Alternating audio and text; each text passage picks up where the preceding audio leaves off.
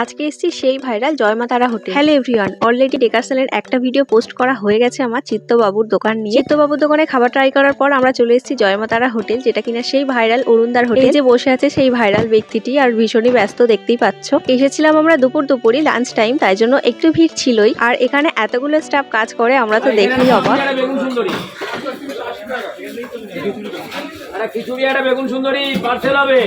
তো এই যে ফাইনালি আমার বড় বউ এখানে দাঁড়িয়েছে, মানে বিল আগে করে নিতে হয় কি কি খাবার অর্ডার করব সেটা অনুযায়ী। দোকান কিন্তু উনি অনেকদিনই চালাচ্ছেন, কিন্তু সোশ্যাল মিডিয়ার দৌলতে হঠাৎ করে ভাইরাল হয়ে যান। তবে ভাইরাল হওয়ার পরেও এই মানুষটার মনে এতটুকু অহংকার নেই, আমার যেটা মনে হলো।